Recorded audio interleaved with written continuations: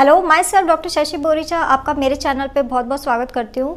आज मैं आपको एक्सप्लेन करूँगी एक कंडीशन जिसका नाम है टेस्टिकुलर एट्रोफी। मैं आपको बताऊँगी कि ये क्या होता है, इसमें क्या क्या सिम्टम्स आते हैं और इसके कॉज क्या है, और कुछ होम्योपैथिक मेडिसिन जो इस कंडीशन के लिए बहुत ही ज़्यादा यूज़फुल है।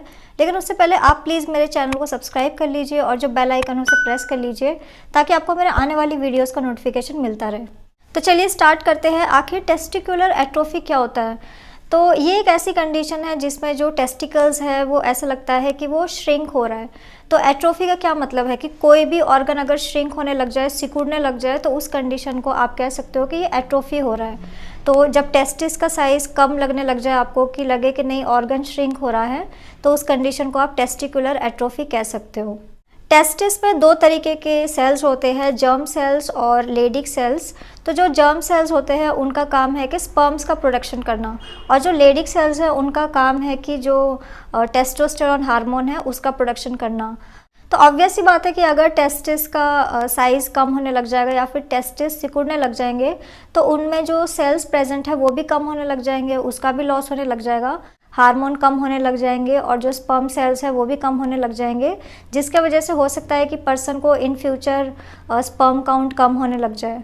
तो अब मैं आपको इसका कॉज बता देती हूँ कि आखिर क्या रीज़न है टेस्टिकल एट्रोफी होने का। तो फर्स्ट कॉज मैं कह सकती हूँ कि एज एक बहुत ही इम्पॉर्टेंट कॉज भी है और रिस्क फैक्टर भी है।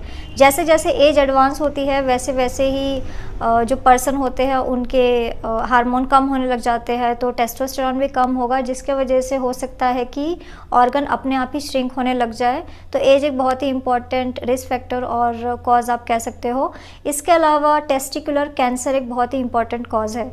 जिन मेल्स को ये कैंसर होता है तो उनको भी एट्रोफी होने लग जाती है। इसके अलावा कई सारे डिजीज़ है जो कि रिस्पॉन्सिबल है इस कंडीशन के लिए। तो डिजीज़ जैसे कि HIV जिन लोगों को होता है उनमें ये कंडीशन बहुत ही ज़्यादा कॉमन हो जाती है। इसके अलावा जो लोग बहुत ही ज़्यादा अल्कोहल का यूज़ करते हैं उनमें भी ये कंडीशन देखी जाती है। कई बार ऐसा देखा जाता है कि जिन मेल्स को ऑर्काइटिस की प्रॉब्लम होती है उनमें भी ये इन फ्यूचर कंडीशन देखी जाती है। इसके अलावा टेस्टिकुलर टॉर्शन और वेरिकोसील भी एक बहुत ही इम्पॉर्टेंट कॉज है। जिन लोगों को ये प्रॉब्लम होती है उनको इन फ्यूचर टेस्टिकुलर एट्रोफी होने के चांसेस काफ़ी ज़्यादा बढ़ जाते हैं। तो अब मैं आपको टेस्टिकुलर एट्रोफी के सिम्टम बता देती हूँ कि अगर किसी पर्सन को ये कंडीशन है तो उसमें आपको क्या क्या सिम्टम्स दिखाई देंगे।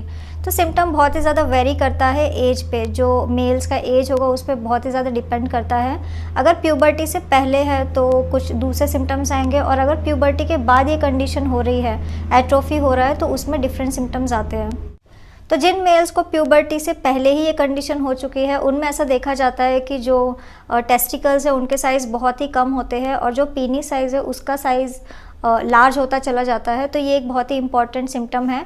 इसके अलावा आप कह सकते हो कि जो प्यूबिक हेयर है या फिर फेशियल हेयर है वो कम होते हैं जिन लोगों को प्यूबर्टी से पहले ये कंडीशन हो जाती है, क्योंकि उनमें हार्मोनल इम्बैलेंस रहते हैं। जिन लोगों को प्यूबर्टी के बाद ये कंडीशन हो रही है, एट्रोफी हो रही है, टेस्टिकल्स बहुत ही ज़्यादा श्रिंक हो रहे हैं, तो उनमें डिफरेंट टाइप के सिम्टम्स आते हैं। जैसे हो सकता है कि उनको सेक्सुअल एक्टिविटी का बिल्कुल भी मन नहीं करता हो। इसके अलावा हो सकता है कि उन लोगों के जो स्पर्म काउंट्स है वो बहुत ही ज़्यादा कम होने लग जाए। इसके अलावा जो टेस्टिकल्स है वो बहुत ही ज़्यादा सॉफ्ट हो, या फिर जो मसल मास है बॉडी का वो कम होने लग जाए। कई सारे मेल्स में ऐसा भी देखा जाता है कि उनके फेशियल हेयर है वो कम होने लग जाते हैं, प्यूबिक हेयर है वो काफ़ी ज़्यादा कम होने लग जाते हैं।